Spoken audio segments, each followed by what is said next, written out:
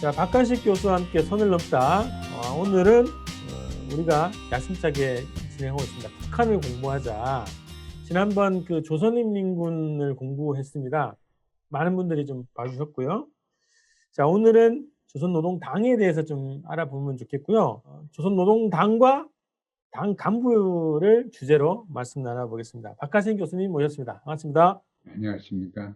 네. 네. 자, 한국에서는 이제 당이 집권, 정권을 잡기 위한 정치 집단, 이렇게 좀 이해가 되고 있어요.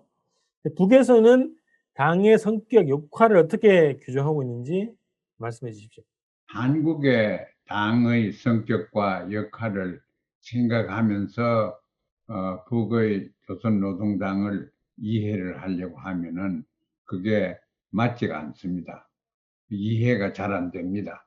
아예 무에서 시작해서 이해를 해야 됩니다. 그거는 뭐냐면은 북에서는 조선노동당이 하나의 정당이 아닙니다.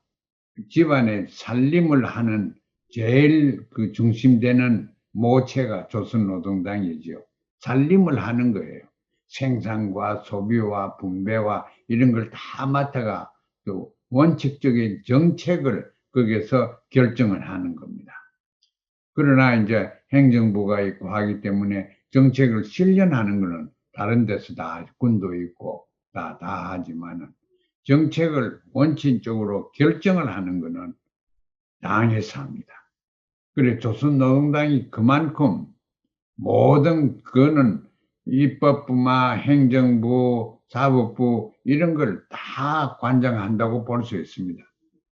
그런데 조선노동당을 이해하려고 하면은 어떤 사람들이 당원이 되느냐, 얼마나 많으냐 이걸 알아야 될 거 아니에요? 당원이 되기 위한 길이 있습니다. 모든 사람들은 학교에 가서 공부하고 거기는 학교 안 가는 사람이 없으니까 다 학교 가서 인민학교에 가서 남쪽 같으면 초등학교에서 이념 교육을 다 하죠. 그래 그 교육을 하는데 뭘 하느냐면은 인간을 자연적인 물리적인 존재에서 정치 사회적 생명체로 전환시키는 것이 교육의 목적입니다. 각급에서 다 중학교, 고등학교, 대학교 전부 다 그래서 정치사회적 생명체로 변했다는 것은 민족관이 생기고 국가관이 생기고 국가의 충성심이 생기고 개인주의는 점점 없어집니다. 이것이 인간 개조의 본질입니다. 그래서 인간 개조가 어느 정도 되면은 사로청이라고 거기에 가입을 다 합니다. 가입을 다 해서 거기서 그 과정을 이수하고 나면은 보통 사람들은 대부분 이제 고등학교 나오고 당에 들어갑니다. 개인주의적이나 이기주의 이런 사람들은 못 들어갑니다. 그래서 그걸 전형하는 데는 자기 비판이라는 게 있어가 좀 복잡합니다. 그 사회. 제가 가서 회의하는데도 같이 참석하고 이러는데 자기 비판을 많이 합니다. 한 그룹에 인민반이 있으면 그 반에 서로 비판을 합니다. 비판하는 것이 의무로 되어 있습니다. 그래서 거기는 서로 인기가 없으면 곤란하죠. 그 당원이 되는데도 시험을 치고 거기에는 실력뿐만 아니라 인간 개조가 그전 완전히 되지 않으면 당원이 되지 않습니다. 그런 당원이 650만 이렇게 있다는 것은 우리가 상상할 수가 없습니다. 그리고 그 사람들이 모든 것을 다 결정을 하고 정치도 하고 다 그렇게 합니다. 그러니까 그게 민족 개념이나 애국심이나 국가에 대해서 충성하는 것은 당원들이 일단 되고 나면은 그거는 최고로 훈련이 되어 있습니다. 그렇게 유지되는 것이 우리가 얘기하는 조선민주인민공화국의 모습이라는 걸 우리가 알아야 됩니다. 당중앙위원회라는 게 있습니다. 또 그 안에 당중앙위원회 안에는 서기국도 있고 뭐 다 있죠. 그런 데서 결정을 다 하죠. 그런데 북한에서 당에서 사람들을 이번에도 평양에 한 5천 명 모이고 한 2천 명은 방청객으로 한 7천 명이 앉아가지고 회의를 합니다. 각 부서나 이런 데서 정책 건의들이 옵니다. 자, 미국 정책은 어떻게 해야 되겠고, 경제 정책은 어떻게 해야 되겠고, 뭐 이런 통일 정책은 어떻게 해야 되겠고, 이런 건의가 오면은 그거를 심의를 해서 추천이 다 되고 이렇게 된 거는 전체 회의에서 그걸 받아들입니다. 전체 회의에서 받아들이면 그게 국가 목표가 됩니다. 국가가 앞으로 몇 년 요담 당대회까지 5개년 경제계획이라 그러면 1년 1년 이렇게 해서 5개년 경제계획을 만들죠. 그런데 그걸 수행을 하는데 수행은 당에서 하는 것이 아니고 당에서는 관리를 다 하고 그렇지만 당원들이 당에만 앉아 있는 게 아닙니다. 당원들이 나가가지고 성장도 하고 국무위원도 하고 다 할 거 아닙니까 당원들이. 그래서 당원들이 쫙 깔려 있습니다. 모든 부처나 모든 기관에. 그래서 그 사람들에 의해서 당에서 결정한 것을 이행을 합니다. 그래서 어느 정도 항상 잘 실천했느냐 그걸 가지고 반성을 하죠. 이번에 5개년 경제 계획을 했는데 모든 분야에서 너무나 미흡했다, 미달됐다, 목적에 이런 말을 했습니다. 그것도 엄청난 얘기입니다. 이 김정은 위원장한테는 제가 2012년에 주체 100년 그때 평양에서 자기가 처음으로 연설을 했는데 제가 어떻게 하다가 그 자리에 있었습니다. 들어보니까 우리는 더 이상 우리 인민들이 허리띠를 졸라매고 사는 그러한 경제는 벗어나야 된다. 이렇게 얘기를 했어요. 그 전에 제가 매년 평양에 갔지만 자기들 격화시키는 얘기는 절대 하지 않았습니다. 근데 김정은은 그때 벌써 우리가 허리띠를 메고 산다. 그걸 인정했거든. 그때는 굉장히 경제적으로 어려울 때입니다. 그런데 이번에 와서 5개년 모든 분야에서 엄청나게 우리가 목표에 미달됐다. 이렇게 얘기를 했어요. 그러면서 이걸 인정하고 이걸 고쳐나가다. 저해 요소들은 주관적인 저해 요소와 객관적인 저해 요소가 있는데 객관적인 우리가 마음대로 못한다. 그거는 남쪽에 있고 미국에 있고 중국에 있고 국제관계고 이런 거는 북한에서 마음대로 못하죠. 그러나 주관적인 거는 자기들이 할 수 있는 게 주관적입니다.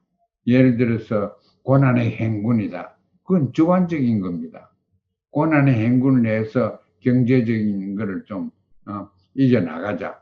이번도 보면은 객관적인 요소들 미국에 있고 남쪽에 있고 유럽에 있고 중국에 이러한 요소들을 그런 데서 오는 저해 요소, 우리 발전의 저해 요소는 우리가 주관적인 힘을 가지고 그걸 해결하자.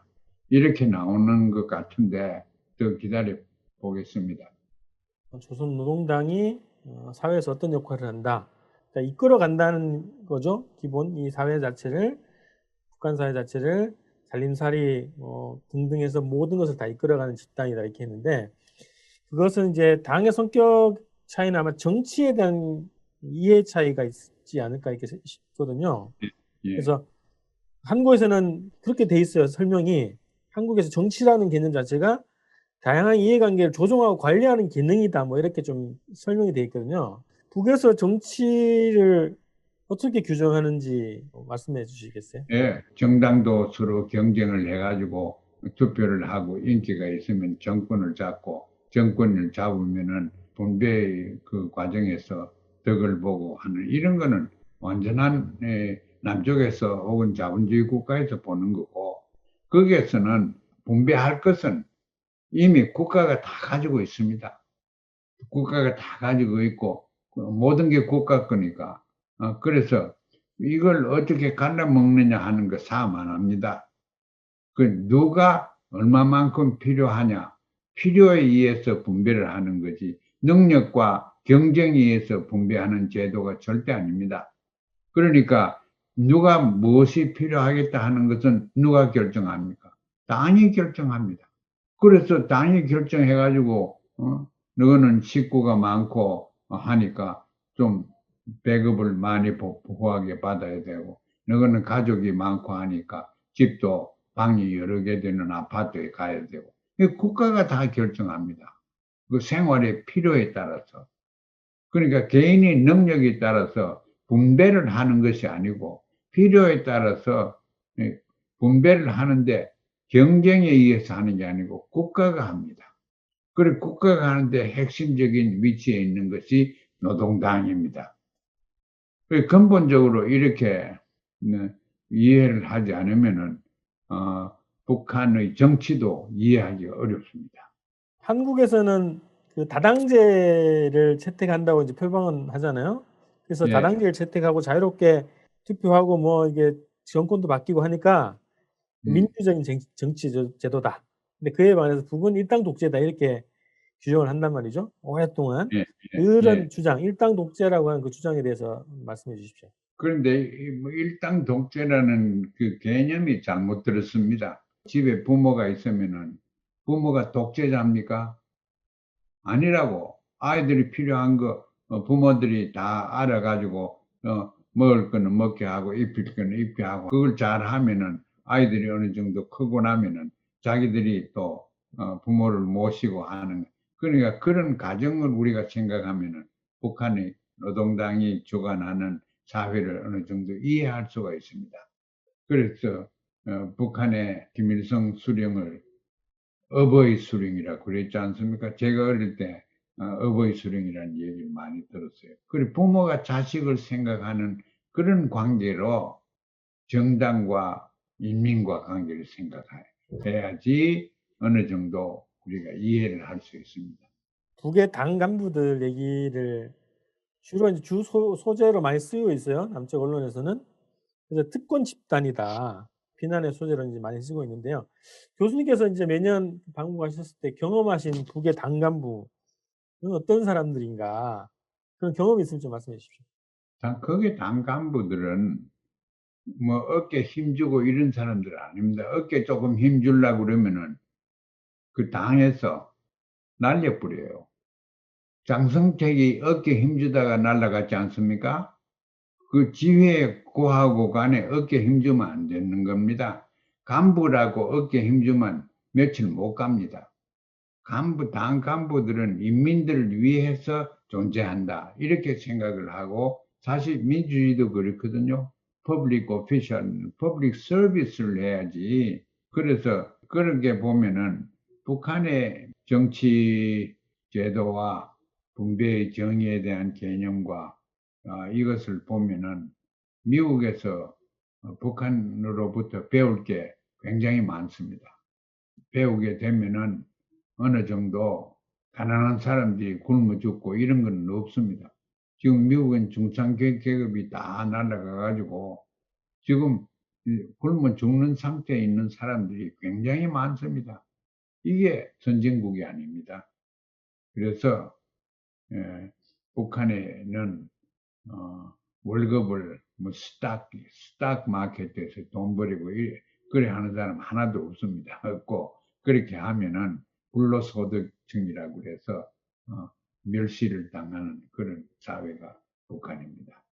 그러니까 우리가 북한을 이해할 때 북한의 조직뿐만 아니고 그 조직 저변에 있는 의식 구조, 문화, 사고방식 이것까지 우리가 어, 체험으로 느끼지 않으면 북한을 공부하고 전문적으로 분석하는데 차질이 많습니다. 그 최근에 또 북에 수해 났을 때 예, 예, 그 북에서 보도를 굉장히 많이 한 그 장면이긴 합니다만 수해 지역의 주민들을 임시 거주지로 이제 당사를 내줬다는 거예요.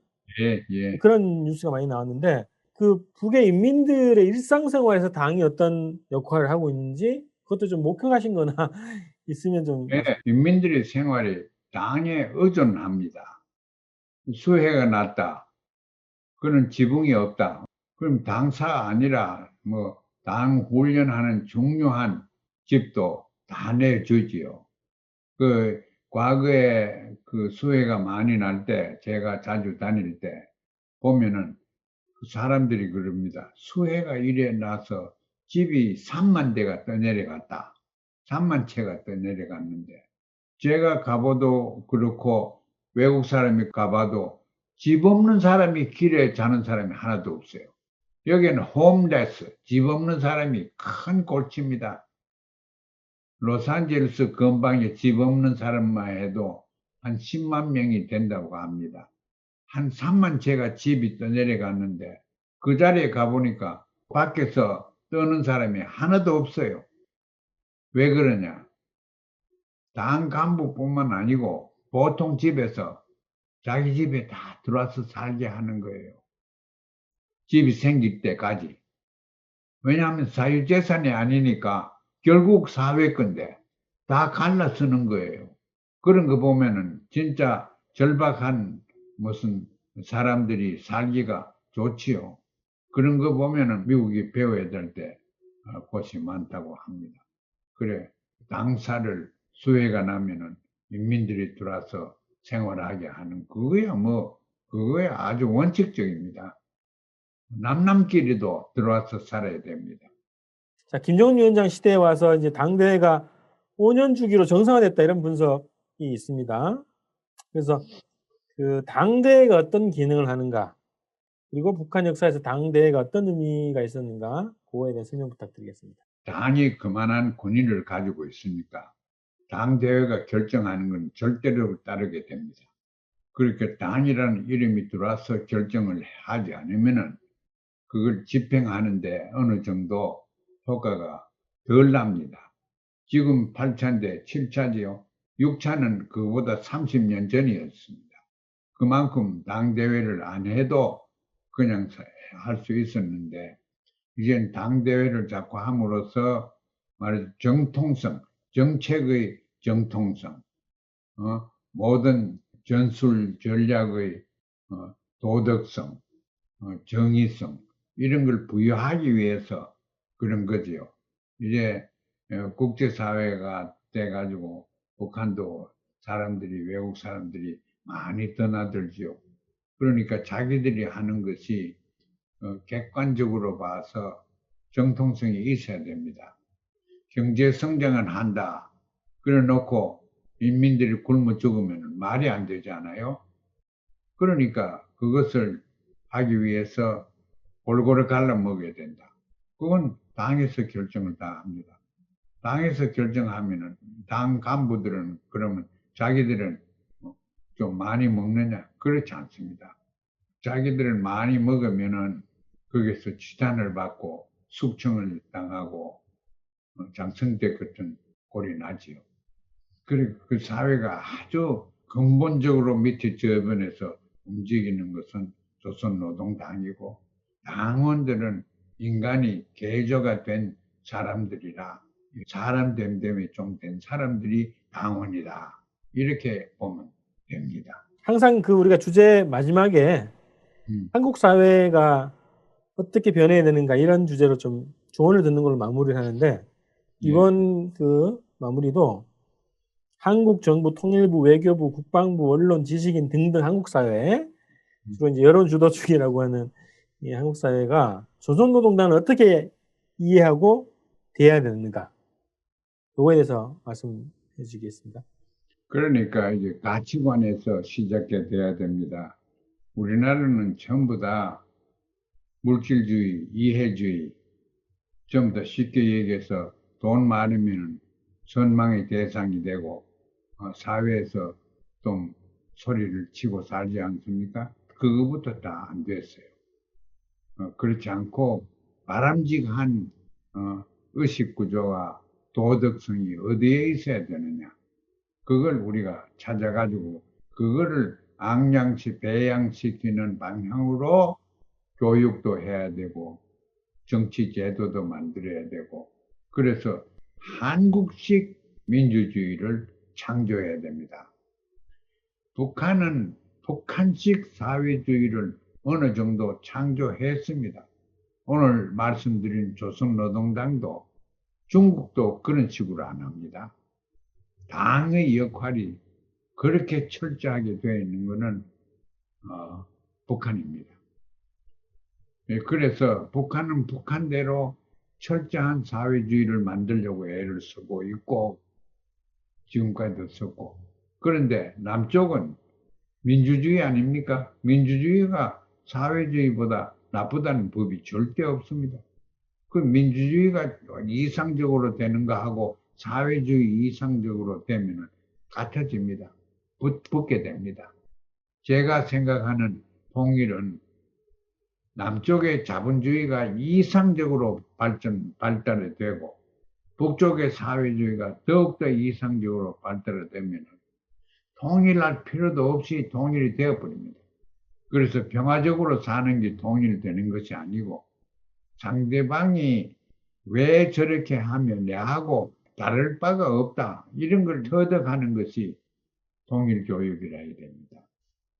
제가 말씀드리는 북한의 노동당원이나 뭐 사상이나 이런 걸, 저도 대한민국 사람, 조선 사람으로서 제가 저 스스로 얘기하면서 감화가 돼서 얘기를 합니다.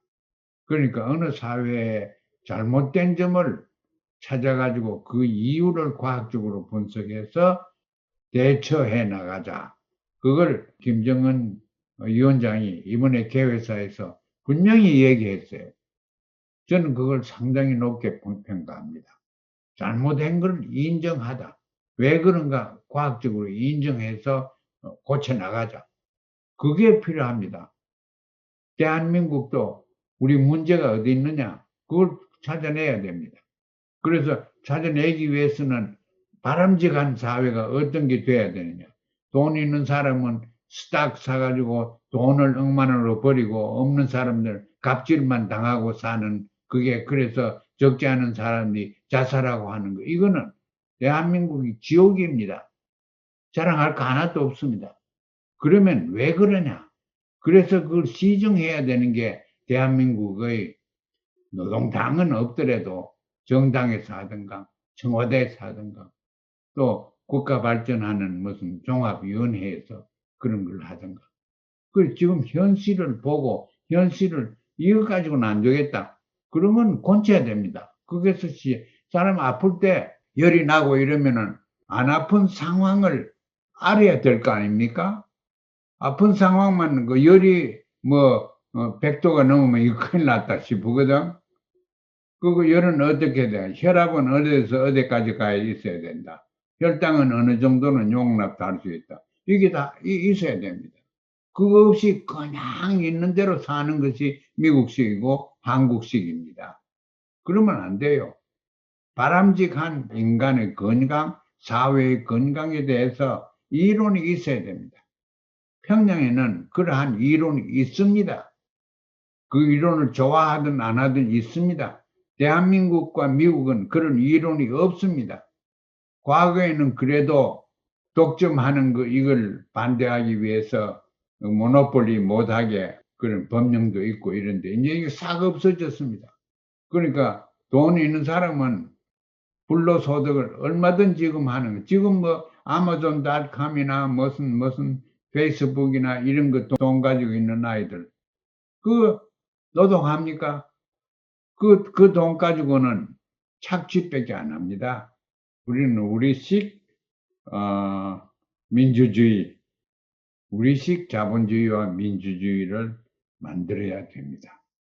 그 과정에서 북한에서 배워야 될 것도 있고 참고해야 될 것이 한두 가지가 아닙니다. 서로 그렇게 해야지.